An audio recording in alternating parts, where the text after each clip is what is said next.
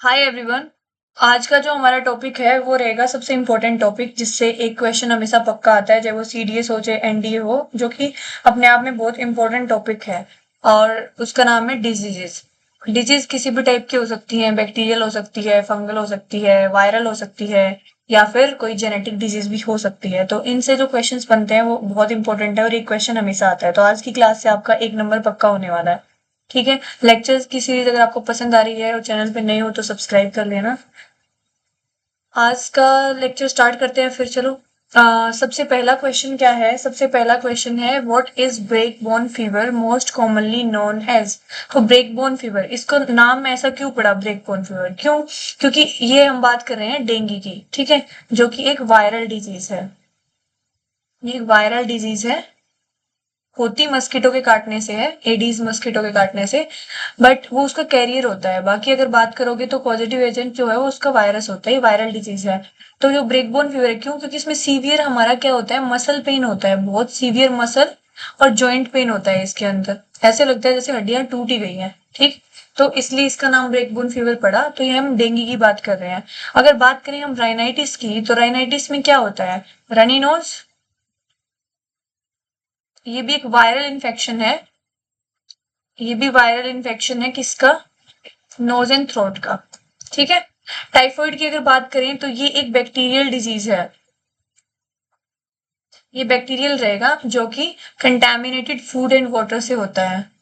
मतलब फैलता उससे है, कंटेमिनेटेड फूड एंड वाटर से। बट अगर आप पॉजिटिव एजेंट की बात करोगे तो पॉजिटिव एजेंट इसका एक बैक्टीरिया है, जिसका नाम है सल्मोनेला टाइफी। नेक्स्ट है येलो फीवर। येलो फीवर भी क्या होता है, एक वायरल डिजीज है। इसमें ये भी वायरल डिजीज है, जो कि आर्बो वायरस से होती है। इतना आपको पता होना चाहिए। इसके बाद देखो next question, after diagnosis of disease in a person the doctor advises the patient iron and folic acid tablets the person is suffering from. अब देखो, फोलिक एसिड या फिर आप बोल दो इसको फोलेट। B9 या B11 इसकी बात हो रही है, ठीक है। तो उसको क्या हो सकता है, इससे क्या होगा? अनीमिया होगी। अगर फोलेट और आयरन डिफिशियंसी है तो उससे क्या होता है? अनीमिया ही होती है। तो option B will be the right answer. Osteoporosis क्या होता है? ओस्टियोपोरोसिस में डिजेनरेशन होना स्टार्ट हो जाता है बोन्स का। पोरोसिस मतलब कि झड़ रही है ना, पोर बन गए हैं बोन्स में। डिजेनरेशन ऑफ बोन्स, जिसकी वजह से हमारी बोन जो डेंसिटी होती है वो डिक्रीज कर जाती है, और ये मोस्टली एज रिलेटेड डिसऑर्डर रहता है। गोइटर अगर बात करें तो ये हमारा आयोडीन की डिफिशियंसी से होगा।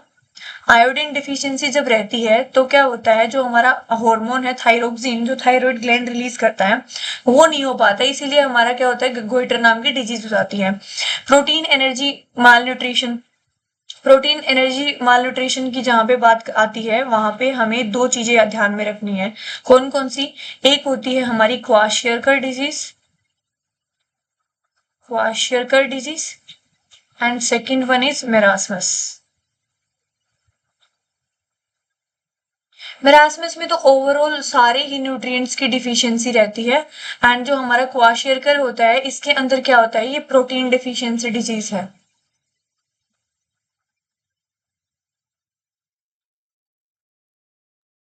तो ये आपको याद रखना है। और अगर बी से रिलेटेड जितने भी हमारे विटामिन है ना, वो आपको सारे के सारे पता होना चाहिए। वो सारे ही इंपॉर्टेंट हैं। ठीक है। जैसे हमारा B1 है, B2 है, B3 है, ठीक है, B5 है, B7 है, B9 या 11 है, एंड B12 है। ठीक है।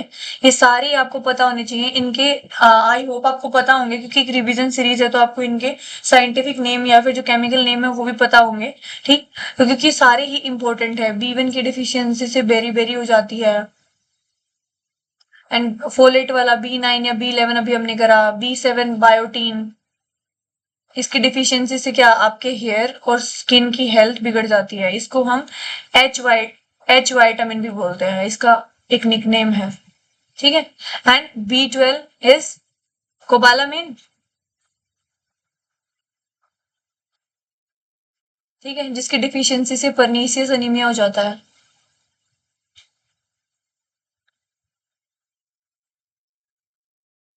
तो ये सब आपको ध्यान रखना है। ये हमारा राइबोफ्लेविन है, ये नियासिन है, ये हमारा पेंटोथेनिक एसिड है, एक रह गया हमारा पायरिडॉक्सिन, वो और कर लेना, यहाँ पे जगह नहीं है वरना मैं यहीं पे करा देती। एक और बच गया हमारा, दैट इज पायरिडॉक्सिन। तो ये आपको सब पता होने चाहिए। नेक्स्ट है देखो, लेप्रेसी इज कोज्ड बाय। तो लेप्रेसी क्या होता है, आपकी पूरी बॉडी के ऊपर ना धब्बे से धब्बे बन जाते हैं, और ये डिजीज का नाम क्या होता है, ये डिजीज फैलती किससे है, माइकोबैक्टीरियम लेप्रे नाम का बैक्टीरिया है। तो ये एक बैक्टीरियल डिजीज है अगेन। तो वायरस तो है नहीं, प्रोटोजोल भी नहीं है और रेट्रोवायरस भी नहीं है, ठीक। Next question, who among the following discovered the antibiotic producing fungus from Penicillium genus. तो ये जो हमारे सर एलेक्जेंडर फ्लेमिंग थे, इन्होंने किया था इसका डिस्कवरी, और ये एक सिरेंडिपिटी थी, मतलब कि एक्सीडेंटल डिस्कवरी थी।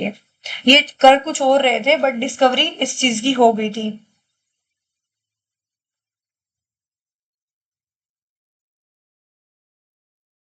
ठीक है, तो 1928 में किया था उन्होंने डिस्कवरी, और वो क्या कर रहे थे, एक प्लेट थी उसके ऊपर जो ये पेनिसिलियम था, ये पेनिसिलिन टॉक्सिन रिलीज करता है, और वहां पे उस प्लेट के अंदर स्टेफाइलोकोकस की जो बैक्टीरिया थी वो भी प्रेजेंट थी। तो उसने क्या किया, उसकी ग्रोथ को इनहिबिट कर दिया पेनिसिलियम जीनस ने। तो वहां से इसकी डिस्कवरी हुई थी इस एंटीबायोटिक की। रॉबर्ट हुक आपको पता ही है, लुइस पास्चर भी पता ही है। रॉबर्ट हुक ने हमारी सेल की डिस्कवरी की थी 1665 में, एंड लुइस पास्चर ने तो वो लॉस दिए थे। Which one of the following is not a site of action in human body for the malarial parasite plasmodium? मतलब सिंपली आपसे पूछ रहा है कि जो आपका मलेरियल पैरासाइट है प्लाज्मोडियम, ये क्या अफेक्ट नहीं करेगा। ठीक है, तो जो हमारा मलेरियल पैरासाइट प्लाज्मोडियम होता है, ये लिवर को और आरबीसी को तो डायरेक्टली इफेक्ट करता है, तो इन पे तो इसका डायरेक्ट इफेक्ट होता है। उसके बाद ब्रेन और किडनीज हैं वो सफर कर सकते हैं डैमेज, जब ओवरऑल इम्पैक्ट है डिजीज का उसकी वजह से, जैसे कि हमारी कैपिलरीज ब्लॉक हो गई, ये ब्लड सप्लाई का सब्सिक्वेंट लॉस हो गया तो डेथ हो सकती है। इस केस में वो उन साइट्स को भी कर सकता है, बट वो डायरेक्ट टारगेट साइट्स नहीं है पैरासाइट के इन्फेक्शन की। ठीक है, तो इसके दो ऑप्शन रहेंगे, बी एंड डी। बी और डी इसके दो ऑप्शन हो सकते हैं, किडनी भी और ब्रेन भी, क्योंकि प्राइमरी साइट्स नहीं है। प्राइमरीली जो आपका प्लाज्मोडियम पैरासाइट है वो लिवर को और आरबीसी इन दो को ही अफेक्ट करता है सबसे पहले। तो इसके दो ऑप्शन रह सकते हैं, बी भी ठीक है और डी भी ठीक है। Next question is which of the following pairs of vector and disease are correctly matched. देखो, वेक्टर क्या कौन होता है, वेक्टर उस डिजीज का कैरियर होता है जो उस डिजीज को ना कैरी करता है और दूसरे इंसान में फैलाता है, वो उसको हम वेक्टर बोलते हैं। तो जैसे एनोफिलिस है, एडीज है, एंड सीसी फ्लाई है, एंड बेड बग्स है। तो सबसे पहले अगर बात करें तो जो हमारा एनोफिलिस है, एनोफिलीज भी बोलते हैं, फेलिस भी बोलते हैं, मस्कीटो जो है वो स्प्रेड करता है हमारे मलेरिया को। तो ये तो बिल्कुल ठीक बात है, बिल्कुल ठीक बात है। एंड जो एडीज है ये हमारा चिकनगुनिया करता है। एडीज क्यूलेक्स की बात करें तो डेंगू हो जाएगा, इजिप्टी की बात हो जाए तो चिकनगुनिया हो जाएगा।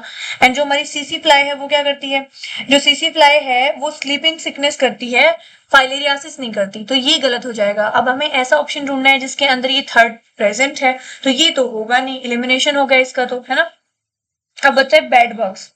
अब ये जो बेड बग्स हैं वो स्लीपिंग सिकनेस नहीं करते, वो तो ट्रिपैनोसोमा करता है। ट्रिपैनोसोमा ये भी एक प्रोटोजोआ है, ये करता है स्लीपिंग सिकनेस। तो जो हमारा 4 है वो भी गलत हो जाएगा, मतलब ये भी गलत हो गया। अब कौन बचे 1 एंड 2, तो 1 and 2 only, option 1 and 2 will be the right answer, B.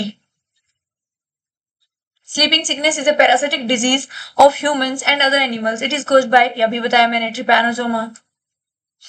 Moving on, dengue virus causes high fever, rashes and reduces the number of a particular type of blood cells. Those blood cells are, अब पूछ रहा है dengue में तो सबको पता है ना, डेंगू में बच्चे बच्चे को पता है कि क्या यहाँ पे कम हो जाता है, प्लेटलेट्स कम हो जाती हैं, जिसके बाद आपको पपाया खाने को बोला जाता है। अगर ज्यादा सीवियर डिफिशियंसी है तो आपको फ्लूइड के थ्रू चढ़ाए जाते हैं प्लेट्स, है ना। या फिर आपको बोल देता है कि गोट का मिल्क होता है वो आप पियो, उससे प्लेटलेट्स बढ़ेंगी, प्लेटलेट्स बढ़ाने के लिए बोलते हैं, ठीक। उसके अलावा हमारी ये है न्यूट्रोफिल्स। न्यूट्रोफिल्स क्या है, ग्रेनुलोसाइट, डब्ल्यूबीसी में आते हैं ग्रेनुलोसाइट। यहाँ पे एक बार देख ही लेते हैं हम, जैसे हमारी जो डब्ल्यूबीसी है, उनको और क्या बुलाते हैं, व्हाइट ब्लड सेल्स को ल्यूकोसाइट्स। क्यों? क्योंकि ये कलरलेस होते हैं, इनके अंदर एचबी पिगमेंट नहीं होता जो इनको कलर प्रोवाइड कराए। ये दो टाइप की होती हैं बेसिकली, एक होते हैं हमारे ग्रेनुलोसाइट्स एंड एक होते हैं हमारे ए ग्रेनुलोसाइट्स। अब जो ग्रेनुलोसाइट्स हैं इसके अंदर हमारी तीन आती हैं, एक होती है हमारी न्यूट्रोफिल्स, एक होती है हमारी बेसोफिल्स एंड एक होती है हमारी इओसिनोफिल्स। ये एलर्जिक रिएक्शंस में हेल्प करेगा, ये एंटी इन्फ्लेमेटरी, मतलब कि इन्फ्लेमेटरी रिएक्शंस में हेल्प करेगा, तो ये एंटी इन्फ्लेमेटरी का काम करेगा। और न्यूट्रोफिल्स क्या है? न्यूट्रोफिल्स फेगोसाइटिक इन नेचर होती हैं।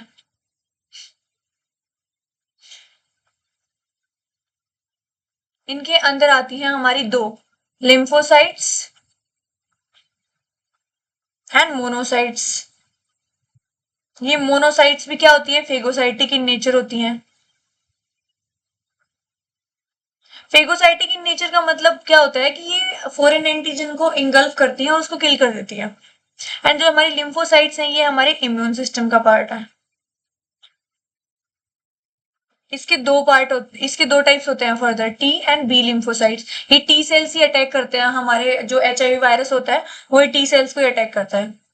ठीक है, तो इसका आंसर सही हो जाएगा platelets. Next, which one of the following is the scientific name of the causal organism of elephantiasis. तो एलिफेंटियासिस किसकी वजह से होती है? एलिफेंटियासिस एक नीमाटोड की वजह से होती है, और उस नीमाटोड का जो नाम है वो है वुचेरेलिया बैंक्रॉफ्टी। ये क्या है? एक नीमाटोड है, मतलब कि एक राउंड वर्म्स में आते हैं ये, आपने एनिमल किंगडम में पढ़ा होगा। ये राउंड वर्म्स में आते हैं। एक्सट्रीम स्वेलिंग हो जाती है इसके अंदर लिम्स में एक्सट्रीम स्वेलिंग होती है।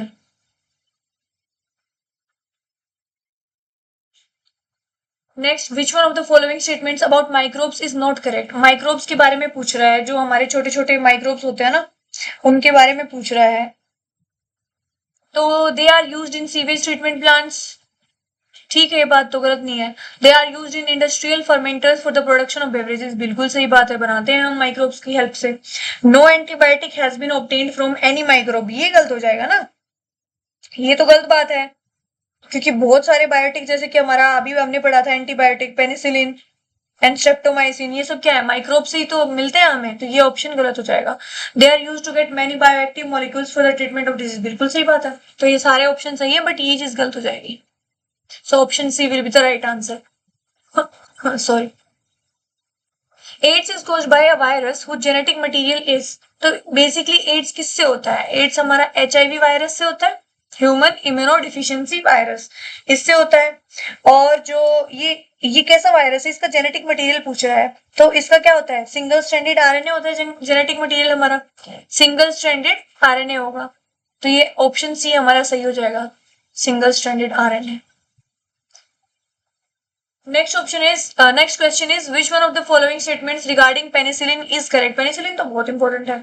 Penicillin resistant bacteria can store this antibiotic in vacuole. Penicillin resistant bacteria can degrade this antibiotic by an enzyme called beta lactamase. Penicillin resistant bacteria can degrade this antibiotic by an enzyme called lactic acid dehydrogenase. Penicillin is not absorbed by bacteria, so most bacteria are resistant. तो जो penicillin resistant bacteria है वो degrade कर देते हैं इस antibiotic को, और वो एंजाइम कौन हेल्प करता है? ये बीटा लैक्टेमेज हेल्प करता है इसके अंदर, बीटा लैक्टेमेज हेल्प करता है। ये बात बिल्कुल सही है, तो option B will be the right answer. Which one of the following statements regarding cholera is correct? Cholera is a disease that causes loss of memory. ऐसा कभी होता है कोलेरा से कि ना हो, कोलेरा से कि मेमोरी लॉस हो जाए? ऐसा तो मैंने तो नहीं सुना, तो नहीं होगा। Cholera is a disease of muscles due to consumption of, नहीं, cholera is a disease due to consumption of contaminated food और वाटर। ये ऑप्शन बिल्कुल सही हो जाएगा, ये वाटर बॉर्न डिजीज है कोलेरा। और वैसे विब्रियो कोलेरा से होती है, ये बैक्टीरियल डिजीज है, बट इसका जो फैलने का तरीका है वो यही है कि आप अगर कंटामिनेटेड फूड और वाटर को कंजम्पशन कर लेते हैं उसका, तो प्रॉब्लम हो जाती है। Next question, which one of the following is a bacterium that causes diseases in human body. अब इनमें से पहले तो आपको समझना पड़ेगा कि बैक्टीरिया है कौन सा। तो अभी मैंने ऊपर बताया था आपको कि टाइफॉइड कौन करता है, सल्मोनेला टाइफी, और टाइफॉइड कैसे डिजीज है, बैक्टीरियल डिजीज है। तो option C will be the right answer. Varicella zoster जो है हमारा एक वायरस है। ट्रिपैनोसोमा अभी बताया था ये प्रोटोजोअन है। एंड प्लाज्मोडियम फैल्सीपेरम ये भी एक प्रोटोजोअन है। ठीक है, so option C will be the right answer. Which one of the following virus is used to be responsible for highly infectious disease smallpox? अब smallpox किससे होती है, जिसको हम इरेडिकेट कर चुके हैं। तो smallpox वेरियोला वायरस से होती है। किस वायरस से होती है, वेरियोला वायरस से। Option B will be the right answer. Next question, which one of the following is caused by a bacterial pathogen. तो सबसे पहली बात, एड्स का बच्चे बच्चे को पता है कि वायरस से होता है। ये कोविड-19 भी सबको पता है वायरस से था। डेंगू अभी हम ऊपर कर चुके हैं डिस्कस, तो ये भी किससे होगा, वायरस से होगा। टाइफॉइड जो है ना हमारी, वो हमारी बैक्टीरियल है, साल्मोनेला टाइफी से होती है। तो option D will be the right answer. Which one among the following cells produces antibodies against a foreign antigen? कौन सी सेल्स ऐसी हैं जो कि एंटीबॉडीज बनाती हैं अगेंस्ट अ फॉरेन एंटीजन। तो हमारी लिम्फोसाइट्स अभी मैंने बताया था कि ये हमें इम्यूनिटी प्रोवाइड करवाते हैं। इसके दो टाइप होते हैं, टी एंड बी सेल्स। तो ये प्रोड्यूस करेंगे एंटीबॉडीज अगेंस्ट एंटीजन। अरिथ्रोसाइट्स हमारी आरबीसीज को बोलते हैं। प्लेटलेट्स हमारे थ्रोम्बोसाइट्स को बोलते हैं, थ्रोम्बोसाइट्स। एंड इओसिनोफिल्स अभी हम कर चुके, डब्ल्यूबीसी का पार्ट है। चलो आरबीसी और थ्रोम्बोसाइट्स के बारे में भी थोड़ा देख लेते हैं। तो आरबीसी के बारे में आपको क्या क्या पता होना चाहिए। रेड ब्लड सेल्स होते हैं, अरिथ्रोसाइट्स बुलाते हैं इनको, अरिथ्रोसाइट्स। ठीक, उसके बाद आरबीसी का जो ग्रेवयार्ड है आरबीसी का, वो किसको बुलाते हैं, स्प्लीन को बुलाते हैं। ये पता होना चाहिए। इसका लाइफ स्पेन कितना होता है, तो वो होता है हमारा 120 डेज। इसके बाद आरबीसी के बारे में क्या पता होना चाहिए कि आरबीसी का कलर रेड होता है ड्यू टू एचबी, हीमोग्लोबिन नाम का पिगमेंट होता है। फिर आपको पता होना चाहिए कि आरबीसी जो है, ये ग्रेवयार्ड हो गया और ये सब हो गया, इसके बारे में हमने पढ़ लिया। अब उसके बाद आरबीसी के बारे में आपको ये पता होना चाहिए कि आरबीसी जो होती हैं, मैमल्स की स्पेसिफिकली आरबीसी की बात कर रही हूँ, ये क्या होती हैं, नॉन न्यूक्लिएटेड होती हैं। एक्सेप्शन है, ये पीवाईक्यू है, इसका एक्सेप्शन है इसके कैमल एंड लामा। इनके अंदर क्या होते हैं, न्यूक्लियस होता है। एंड शेप कैसी होती है इसकी, डिस्क शेप या फिर बाई कनकेव शेप होते हैं ये। एक पॉइंट और बताना चाहिए कि नॉर्मल इनका रेंज कितना होता है, नॉर्मल रेंज। और डब्ल्यूबीसी, आरबीसी और प्लेटलेट में सबसे ज्यादा हमारी आरबीसी होती है। इसकी नॉर्मल रेंज होती है 5 से 5.5 मिलियन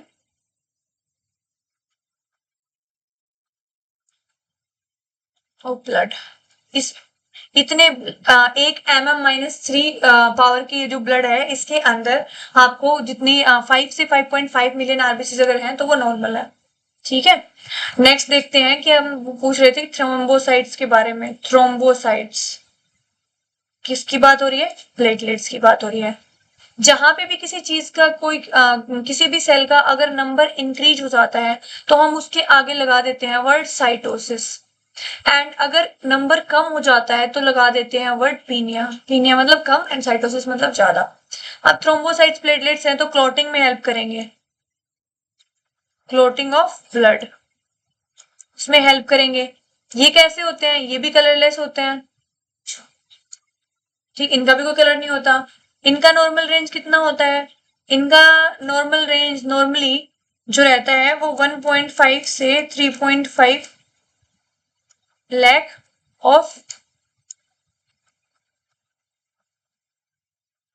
mm-3 ब्लड, जितना भी होता है आपका 1 mm-3 mm-3 जो पावर होती है उसका जो इतना ब्लड सैंपल होगा उसके अंदर 1.5 से 3.5 के approx lakhs of mm-3 of blood, ये रहता है इसका नॉर्मल वैल्यू रहती है।